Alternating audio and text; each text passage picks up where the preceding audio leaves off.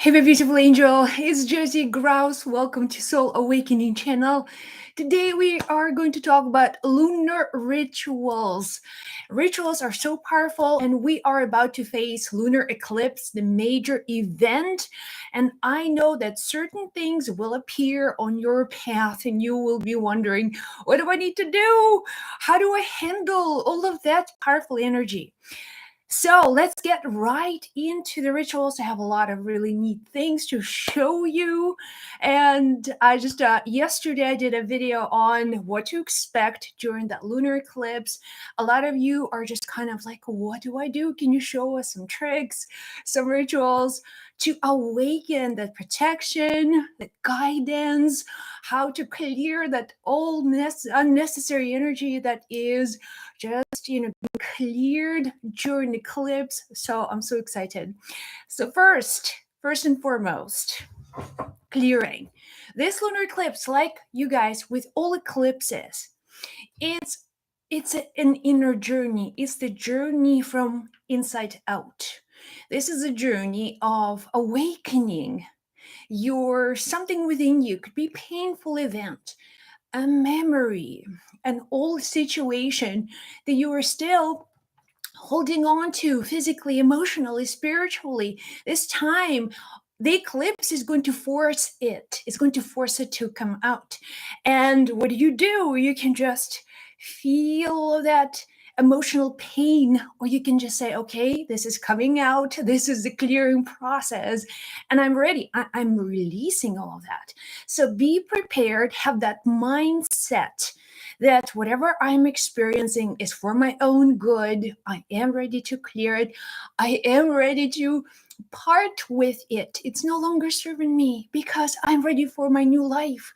I am ready to get started with some other adventures. I'm done with feeling sorry for myself. So clearing is that essential part of what will be happening during eclipse.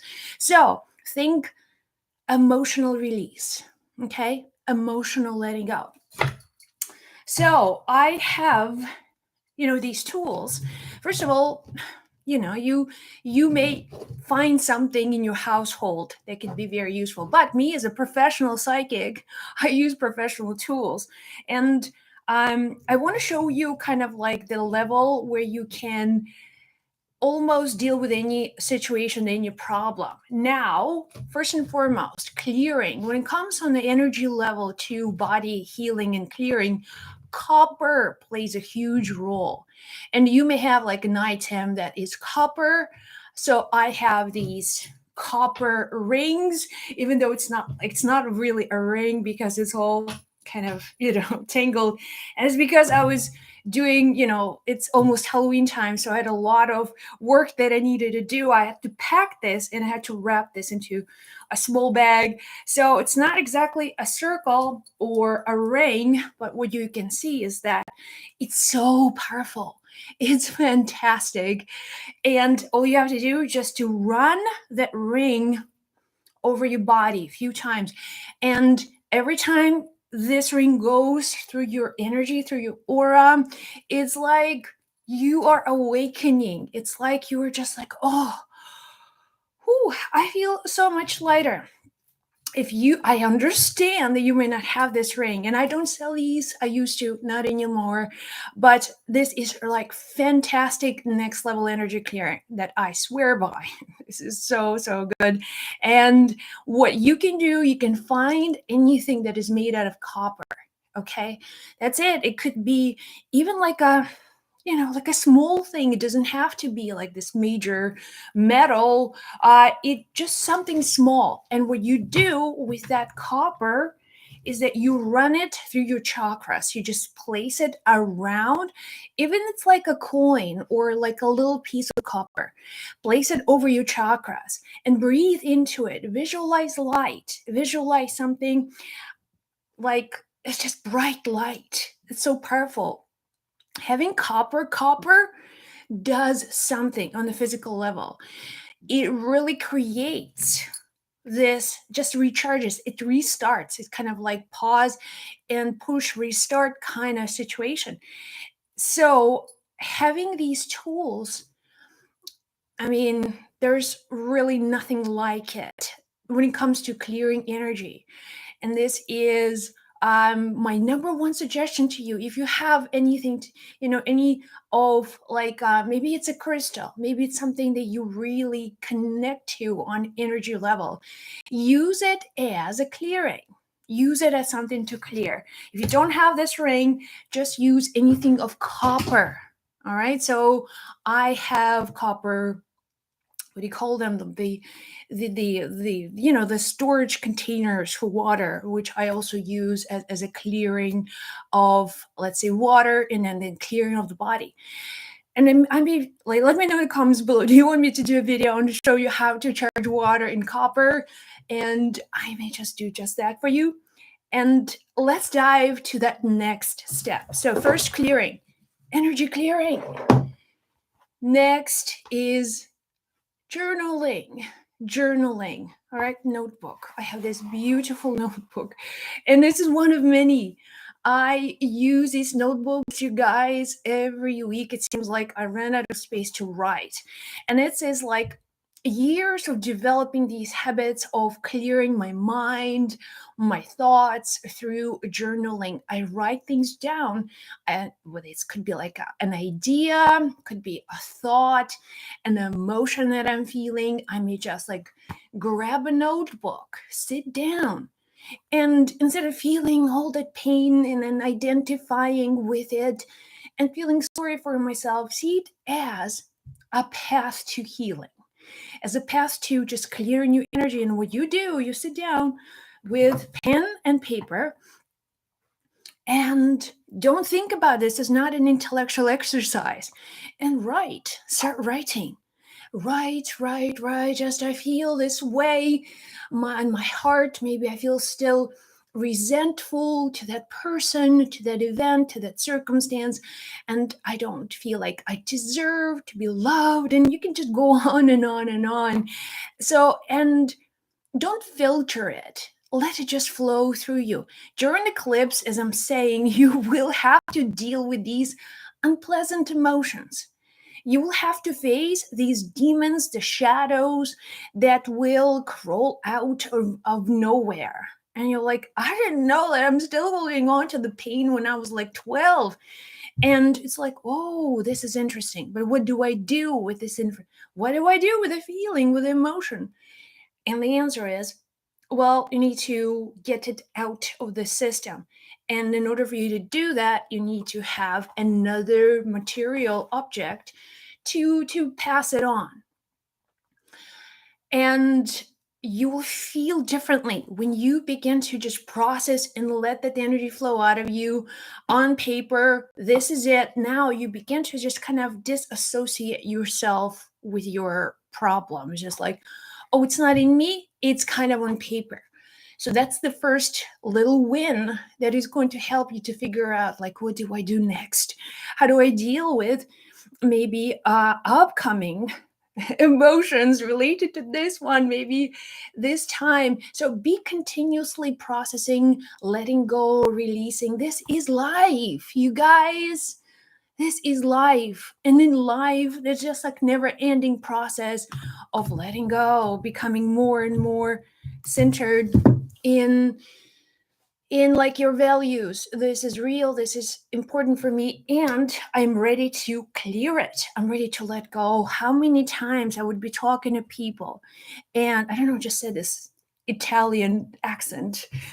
I'll be talking to people, I'll be talking to my clients, and I would be seeing kind of like, whoa, this is really interesting, because to let go of the pain, it's like letting go of this big part of your identity.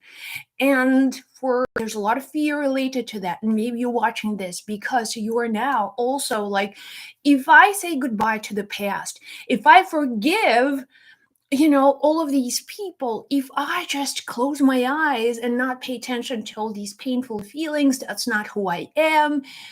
Well, then you will always be sort of, you always have these emotions control you. And then life has all these other beautiful things to show you. life wants to bring you to that next level, but you're like, no, no, no, no, I want to feel these old past pains no more. You need to release, letting go, and I promise you, universe is going to reward you big time for allowing more light, for allowing more joy. Let's continue. I have so many things to show you. So this eclipse um will, because it gives you an opportunity to release some of that, painful emotional pain related to your emotions in the past. It's going to also awaken your desire to do something new, to have this new vision, a new destination, new desire, maybe a new relationship, a new job. And this is going to be like mind blowing. Maybe you will receive this one idea during eclipse amongst, you may have a really bad day. And then at the end you'll be like, you'll be hit with this amazing idea. And you'll be like, oh, wow, what a gift. So you'll have these moments. It's like all of a sudden you receive this one blissful idea that is going to show you something in the future that you will experience that is amazing, that is so beautiful, and it's so powerful. And these are the glimpses of possibilities. Do not ignore them. Do not dismiss them, saying, well, it's not for me. Okay.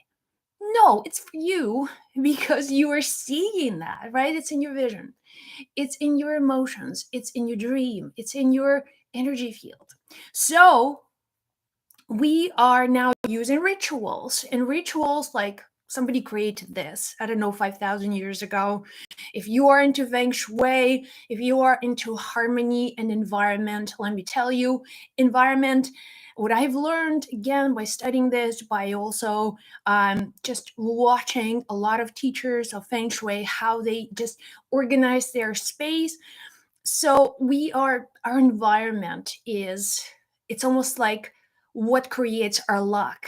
There are three things that create luck for us. First, it's like your karma. If your karmic imprint is really favorable, you will experience good luck on this planet. You will have pretty much, you'll be born in a good family, loving parents, and then you'll have a lot of really great things happening. Now, that's sort of like universal karmic luck that you may not have any control of whatsoever. Another thing on the level of energy that is creating your luck is you as a human being. What are your thoughts, your feelings, your attitudes, your decisions, things that are happening right now in your life? That's what's creating your luck. If you believe you're not worthy of love, of wealth, you won't get it, because again, on a human level, you're blocking all of these blessings. So you can create, and I know so many people who were born in a very sort of unfortunate, sad conditions. So karmically, they were not gifted with like wealth or health, but they figured it out. They found a way, they went for their dreams, they created luck. And then the third one part is that karmic luck, the other part is your human luck, and then the third part is environment, is all the people around you, is the place where you live, and it's your space where you spend your time, it's the people you spend your time with. So that environment actually determines your luck. And you know that you may have to move out of certain areas, out of certain people, and then things begin to change. And then there are places where you feel like this is a swamp. You know what I mean? It's like everything is sinking. This is so deep, and then just the energy here is just so unhealthy, and you won't be expecting great things happening there. So you know that luck is something that also environment creates. So during eclipse, you want to sort of bring as much lucky energy into your space, into your environment, focusing on luck, focusing on growth, and focusing on protection. Like, look, you guys, I've had this forever. This is like a lucky cat that is, I used to have a studio in Toronto. I used to do readings, and this little cat was on the door. And it's kind of, I don't remember where I got it from, but it was like one of the Feng Shui events. So I had it, and it was at the door. It just waves, the little cat waves, hello, hello. And on the bottom here is a little coin to attract wealth, to attract also clients, to attract good luck, anything related to that. And this is the sort of the infinity sign, or the knot, that is very, very like powerful vortex of energy. So I'm not a cat person, but this little kitty, I have two dogs, by the way. If you watch the Instagram, you see my dogs. But this is the little kitty that is just generates powerful energy of luck, undoubtedly. So what you can do, you can hang it by your door, in your home, in your work. So intentionally, this is a protection. So this little thing, and you can just go online and Google, maybe on Amazon or somewhere else, feng shui tools for protection, for luck. You'll find this is not a hard thing to find. But as I said, with rituals, you want to take like the best of what you have available, right? Making sense. So hang it at the doorstep. It will, again, attract good energy. It will protect your environment. And during eclipse, you really want to make sure that your environment is infused with light and positive energy and all of the good stuff. So here, this little kitty, anything to do with like lucky signs, lucky charms in feng shui, in any metaphysical store, you'll probably find a handful of them. And it's really powerful. The only way for you to just test this, I'm giving you suggestions. If you want to test it, and in the comments below, let me know. So another thing you want to do, because we are talking about environment, you want to go around your house and do some kind of clearing. So we talked about individual clearing with the copper. If your house is filled with stale, negative, moldy energy, you do this 100 times a day, and you'll still have to be very careful with how that environment interacts with you. So you want to be proactive, especially during the lunar events, because lunar events are just like awaken sometimes like that unconscious emotional stuff in people, and also in just like the whole energy of eclipse is to generate, well, the purpose of the eclipse is to bring light. But in order for that light to come in, we have to just multiply the darkness, clear it out of the way. So that allows more light to come in. So I have these two favorite things. And if you have like a chunk of sage, maybe you have incense, something else that like you love, and you use these tools consistently, and they help you to keep your house clean, to keep your energy safe and then harmonious. And then if people get sick in your house, if people argue, if people are just like negative, and you all of a sudden find like, what is like, clean your space, clean your space, instead of pointing fingers and like, oh wow, I need to take charge of that, and I need to clean my energy. So the way you do this is, I have palo santo, and this is one of my favorite smudging tools for clearing energy. Why? I mean, you can use sage, but I don't even have sage anymore, honestly. I just find that sage is too much smell, and everything goes into your closets, and then your clothes smells like sage. This is more gentle, At the same time, been to Peru many times. We organize tours to Peru. And what I can tell you is that these days there's such demand for the sacred trees that we also have to be. It's almost like now we're creating other problems with overusing and over sort of cutting these trees for all of these spiritual things. I'm aware of that. So these are, again, the Palo Santo that I have is like 5 years old. I'm just it's not, it doesn't take a lot to use it. But then you would go, be mindful about the sources where you buy your Palo Santo. That's what I'm really want to communicate here, because again, these are trees, and we often use we overuse nature for the purposes, like there's a demand in the market for Palo Santo. Okay, so now let's make it a sustainable work that allows the shamans do their clearing, and you also have your own tools. So watch where you buy these things, because it's important. And then you have your Palo Santo, you burn it, and then just show you how it's done. Oh, my globe is not moving today. All right. It just stops on its own. It's like the earth is like, I'm sleeping today. All right. So, any event, anything that's just negative can affect your space. And you see right away, there's a little kind of smudging effect. Smell is moderate, very mild, mild to moderate in terms of intensity. It's very woody. It does smell like there's not just wood burning, but there is an essence to it. There is some kind of sweetness to it, a spicy kind of like something inside that smell.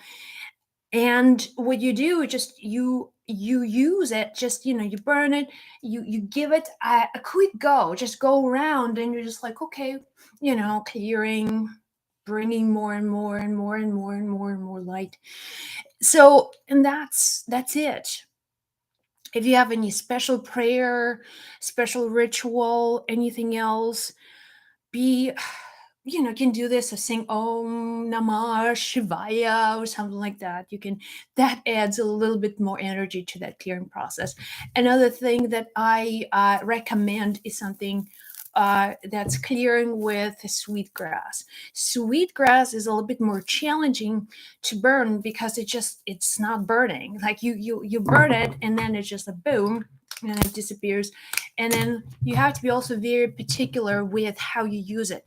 There are some shamans who don't like, um, with all due respect, I mean, I'm really learning, but I've had this for been using sweetgrass for about 10 years. I started, I would do psychic events at various places in Canada, and I will be sharing like a show or space with shamans who sometimes sell their products.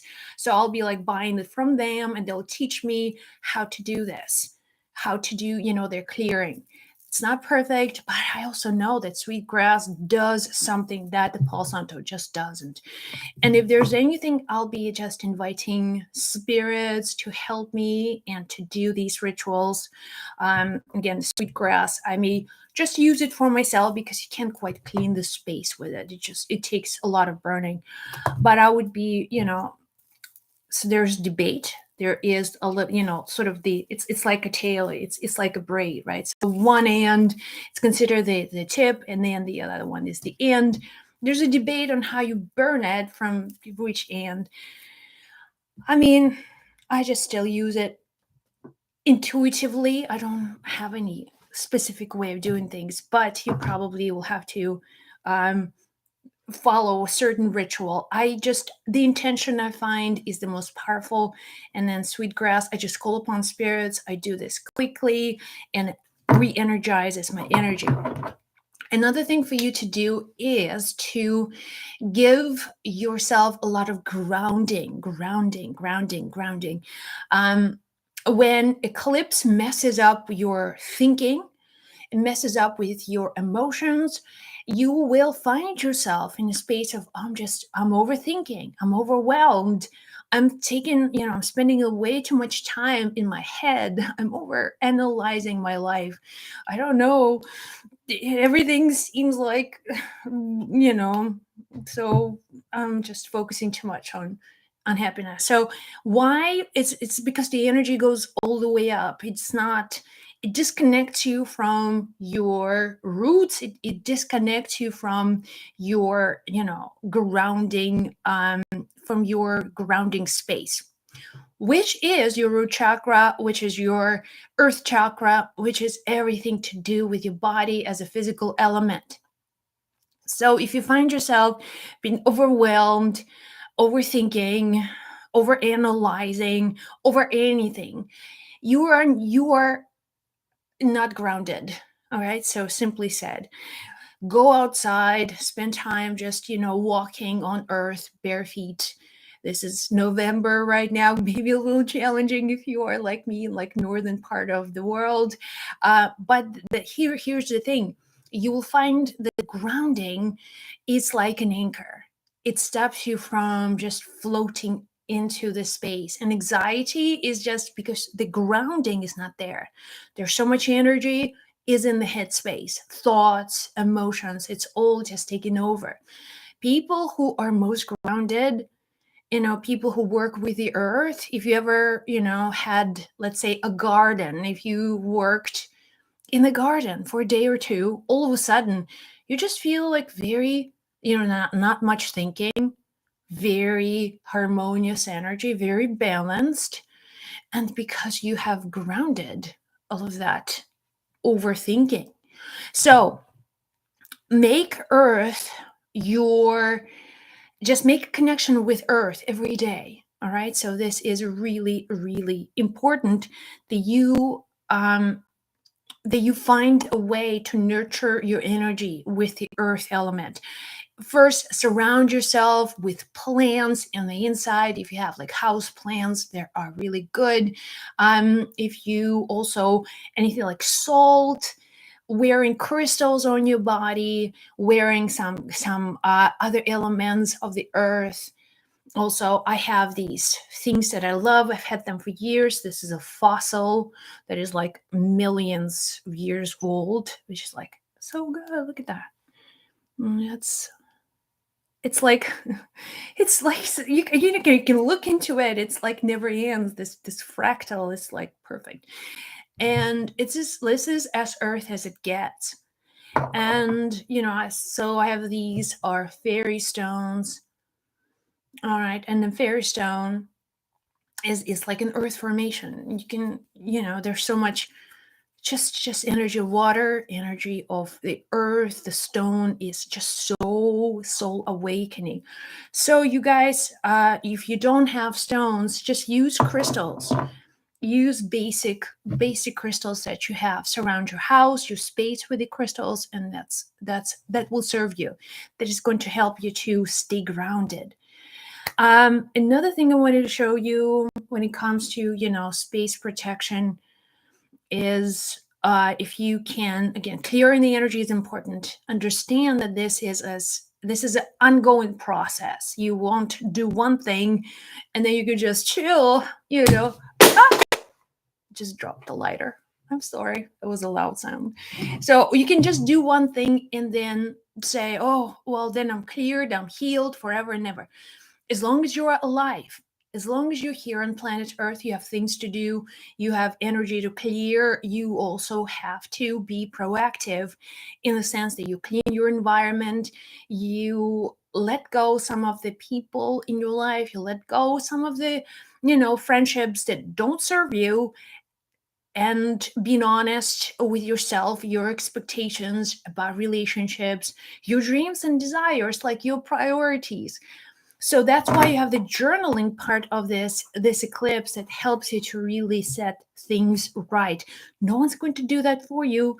This is your life, and if you really want to get, to the next level, if you're like, I'm tired of living in the same energy every day and nothing changes. I just want to be happy. I just want to be fulfilled. I want to see my dreams come true. So then you need to get moving. You don't have to have these whole, rituals figured out. Me as doing this work, I need tools that work. So I need on the psychic level to be able to do these, sort of energy clearing techniques once and really effectively. But you can, if you have a crystal, if you have water, if you have salt, these are all things that you can do. Clearing, open the windows, like let the light in. Light is the most clearing element ever. If you just let the light into your home, open the windows, let the air circulate, that is going to take care of your environment. That is going to take care of that space. All right. So another thing I wanted to show you, I have so many things I want to show you, but maybe I'll do another video.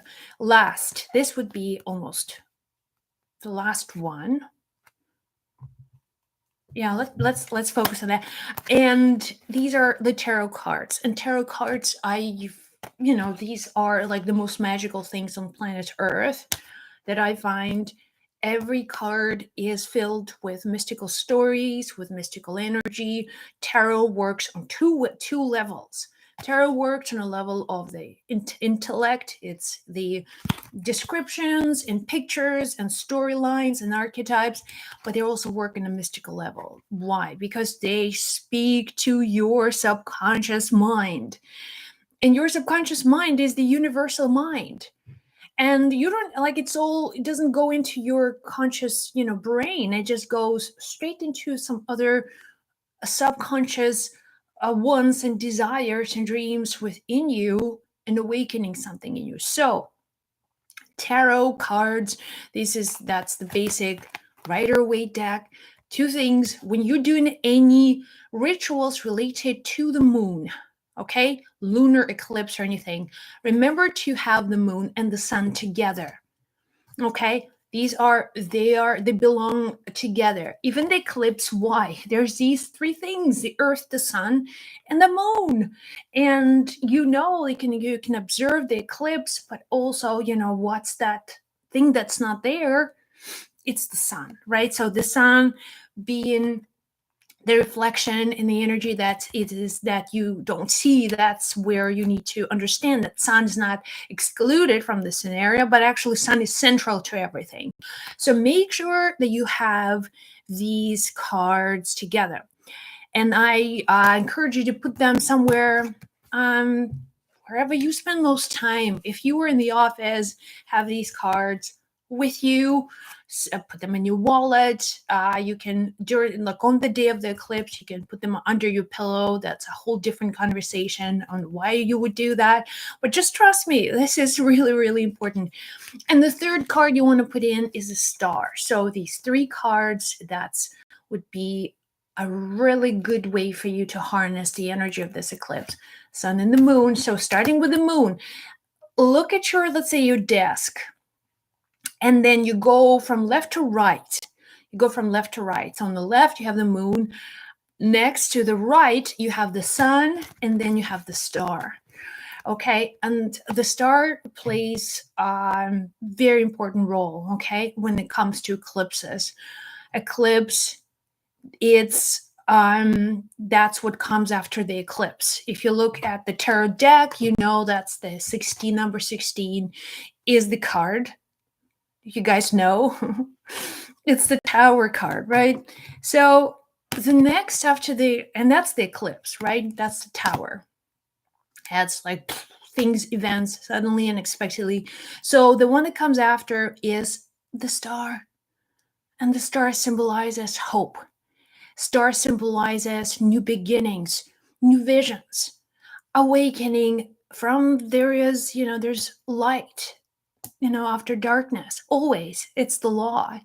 And that card symbolizes that no matter what happens, no matter what energy you're dealing with, no matter what situations, no matter what problems, no matter how hard life seems to go right now, there's always hope. Always hope. There's always another day. There's always not, another light, another beginning, a new chapter. You can start over, and it doesn't matter how old you are. It doesn't matter what that the cards that you've dealt with in the past, the relationships that you've had. This time you can start over. And this is the message of the eclipse, because you can start that life over again. So, my beautiful angel, let me know in the comments below if you want me to do any videos on rituals, what kinds of things that you want me to kind of talk about. Physical things, emotional, you want me to do on cards? Do you want me to do on crystals, on grounding? If you want me to do like more the saging kind of rituals, let me know. Thanks for watching. And if this was your first time on this channel, please subscribe, share these messages, and I love you. I'll see you in the next video.